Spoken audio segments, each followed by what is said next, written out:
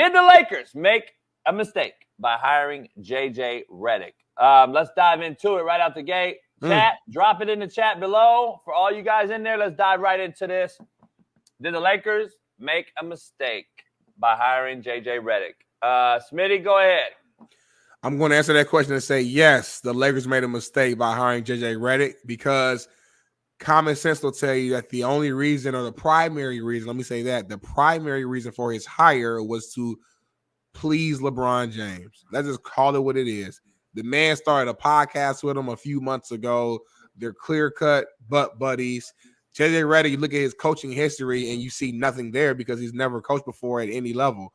He's a smart player, a guy who just retired a few years ago, a young cat. I don't mind him being young. You know, there's a lot of young coaches we're seeing now in all the professional leagues having success, but typically those young coaches have some sort of experience. I saw people trying to compare him to Mazzulla, the Boston Celtics head coach who just won a championship, but look at his history. He coached at some smaller colleges as a head coach, as an assistant. He was an assistant for the Boston Celtics for a little while before getting this role. So there was some sort of chain of command, some sort of ladder that he had to climb, whereas JJ Redick went from player to ESPN analyst to head coach of the Los Angeles Lakers. Let that settle in, y'all. This ain't some regular franchise, some new team, some extension team. This ain't no OKC, respectfully. This is the Los Angeles Lakers, arguably the greatest sports franchise of all time in any sport. That's a debate. And he's the head coach. And they're already comparing him to Pat Riley, and we haven't seen any information at all on strategies, on success, or anything to compare him to an all-time great. So listen, I'm not taking a shot at JJ Redick because at the end of the day, we don't know. Maybe he ends up being an amazing coach. We'll see. But as of right now, where we stand, if I'm Jenny Buss, if I'm Rob Pelinka, if I'm a Lakers organization, I have no backing to why I hired JJ Redick other than he's young, he sounds smart on the podcast, and he's LeBron's friend. It's like a double, like so many Lakers got stabbed in the back last night. Kobe Bryant, Magic Johnson, Kareem Abdul-Jabbar, James Worthy, Michael Cooper, A.C. Green, all the legends. I can go down the list. Jerry West, Dr. Jerry Buss, the team whose it is and it was. There's no way that you hire this guy. And I don't want to compare these guys that are on social media who continue to be wrong about the upbringing of younger coaches who had success, such as a Pat Riley. Pat Riley was an analyst. I followed Pat Riley's whole career. Trust me when I say this. I know about Pat Riley. He was one of my favorite coaches. He was a commentator after taking 2 years off, after playing and being cut in the NBA, after playing at Kentucky and then playing in the NBA and then being done with the NBA. He went on a beach. He lived on a beach for 2 years. And then they called him back in to work in the trainer's office. And then he became a commentator. Do you hear what I'm telling you? The Lakers called him back to be a commentator, work in the office, the training office, learn all these different parts of the organization. Which, before I even talk about him coaching, is already more experienced than JJ Redick. JJ Redick has 0 ties, which is a good point by Rick Bucher, your boy. He has 0 ties to this organization whatsoever. Pat Riley was doing commentating. The head coach at the time had an accident, like a slip and fall, bad accident. Yep. And they hired Paul Westhead. Yep. Paul Westhead brought Pat Riley up as an assistant coach. Pat Riley then assisted Paul Westhead for 2 or 3 years. Then became the head coach. So he was in the organization. He commentated in the organization. He worked inside the facility and knows the inner workings. Got to know the Buss family, everything. Then he became the head coach after assisting coaching. Don't bring up Steve Kerr. Steve Kerr was a GM for the Phoenix Suns. Talk about it. Steve Kerr had 5 titles already. Steve Kerr played and coached for Popovich. What are you talking about? You casuals out here comparing the two guys, Steve Nash to this guy. And I mean Steve Kerr. Yeah. And don't bring up Steve Nash. Because it didn't work. Number one. Number two, Steve Nash is a future Hall of Famer in the MVP, though. So, like, at least he has that on him. And he worked for the Golden State Warriors. This is my Steve Nash point. This guy. Right. This is the Steve Nash point. You know who else this is? Your boy, who took over for the Indianapolis Colts. Jeff Saturday. This is Jeff Saturday all over again. This is Jeff Saturday.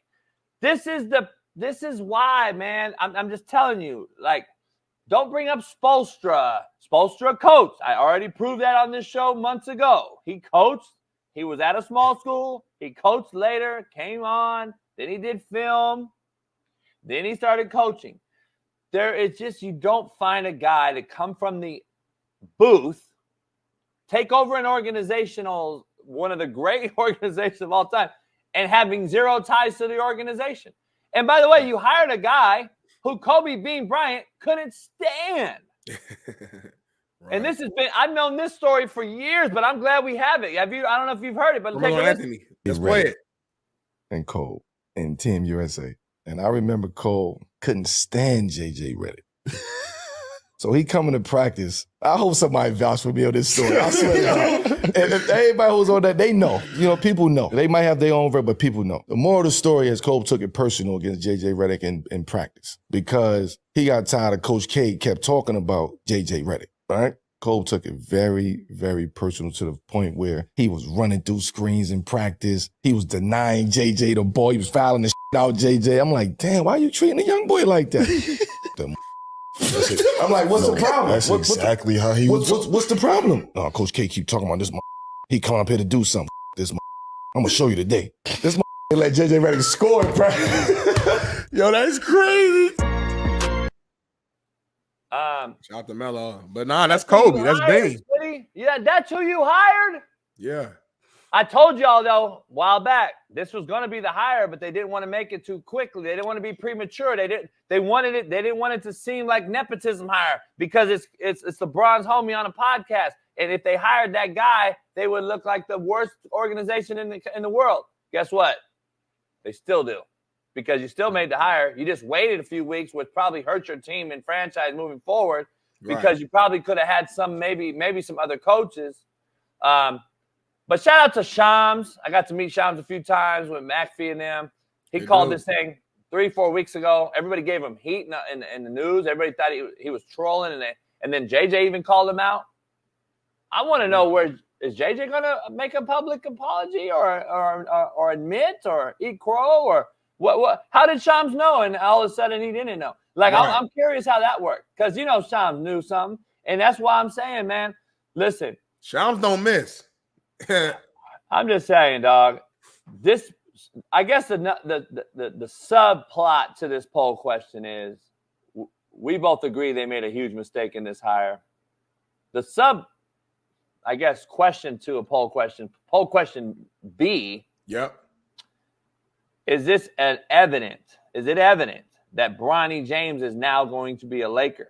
That is the subplot to this whole thing. Because I believe it goes hand in hand now. Like, there's no way that doesn't happen. And if that happens, you got to look at this franchise as just a not serious one. There's no way you can look at this Laker organization and say they are a serious organization at this point. And if they do sign Bronny James, and I'm trying to figure this out because I can see this. This hire was smoke. They knew who this hire was. I said it on a rant 2 weeks ago. I thought this was going to be the hire. They just didn't want to pull the plug on it right away because I think they knew that it would be too bad of optics, which it is still now. And everybody's blasting it. Most people are agreeing that this is a bad hire. Even mainstream media. Mainstream media is even saying it. Is there a possible way that the Lakers take someone else at 17, but knowing no one's taking Bronny, and then say, well, Bronny was still available in our third round. And what, 55 or something? Yeah, so we took him. Yeah. So we took him. We took my son. That's what I think is going to happen, JB, honestly. I don't think they're going to give him a 17 because, again, it's kind of the same way they handled the coaching situation, right? Where it's like, all right, we don't want to move too fast. So, like, let's just not pick him at 17 and make it seem like we're actually serious about it, no other team will pick him. And then, like you said, yes, 55, they'll snatch him up. The only risk with that is some of these other teams don't care about the Lakers, and they might pick him just to kind of cause some sort of dissension or some sort of like, I guess conversations within the Lakers organization, or even with LeBron's mind, where he's like, if the Suns just drafted Bronny, the Mavs drafted, or whoever, the Spurs drafted Bronny, maybe I should head out. But it's hard for me to imagine a season next year where JJ Redick is there and LeBron's not there now. It's hard for me to imagine that, but the only way that could happen is if the Lakers don't use that 17th pick to get Bronny, and another team grabs him for the purposes of potentially landing LeBron James. I almost want that to happen because I'm kind of curious of what's going to go down. LeBron's trying to backtrack from this whole playing with his son thing now, I think, because he's seeing all the attention, kind of negative attention that Bronny's getting, and I'm sure it's probably affecting the kid to some extent. He's a good kid. He's quiet, doesn't talk that much. All the attention he has is because of his dad bringing this conversation on. So he's backtracking, but in his mind, we all know LeBron very much still wants to play with Bronny. If Bronny gets drafted by another team, I don't know if I'm shocked if LeBron ends up going to another team. And if that happens with the JJ Redick hire, oh man, that makes this even bigger than what it is right now. And it's already a cluster, in my opinion. This organization is not serious. You have a woman running the show that doesn't know what she's doing. Let's just be honest. It doesn't matter if she's a man, a woman, or an alien. She doesn't know what she's doing. She's ruined this organization. In the last 12 years, they've been above a play-in seeding, a 6 seed, once. The year of COVID when they won it. That's the only year in 12 years that they've been in a above play-in seeding. This is the Lakers, homie. Yeah. 12 years, this team has been one time above a play-in seed ranking. Having said that, somebody in the chat said, JB, if they do all this shit and ball out, what happens if that's not saying they will, but blah, blah, blah? Well, guess what? If my auntie had balls, we'd call her my uncle. And if the problem I have is, let's dive into this deeper. JJ Redick, is he going to come in the league as the number one ball savant of all time? Every play that he draws up is going to be a bucket. Is that what we're saying? Because what I'm saying is, Smitty, coaches lose games. Players win them. Coaching's overrated. Players win games. Coaches lose them. I say this all the time. It's about Jimmys and Joes, not X's and O's. So let's say this guy is the greatest play caller designer of all time. And he has these guys bought in. He's the savant. Oh, my God, JJ Redick was the greatest hire ever. They're still not a playoff team. Their roster is fucking horrible. Like, let's just be honest. You're telling me that this guy is supposed to go in there and turn chicken shit into chicken salad on his first year because he's a great analyst? Right. Because number two part of this, Smitty, I told you in my book, I said it on Hate Me Now, Love Me Later. I said it on Netflix. I've said it on this show many years ago. I would never hire a friend or someone I know closely again if I coach. If I coach, I would never hire another friend ever, ever, ever, ever, ever. Friends believe they can get away with things that others cannot get away with. Friends believe that they can talk to you in a certain way. Friends believe they can show up late and not be reprimanded. Friends believe they can do certain things to others and still have your back. Friends believe that you're supporting them over all else, team included. Friends believe they are walking on water and not getting wet. And I would never hire a friend again. There's no way in the world that I could sit here and do a podcast with you and then all of a sudden be bullshitting, drinking, etc. By the way, they're the exact same age. JJ's, I think, 100 days older. Like 180 days or something. Yep, I saw that. Yep.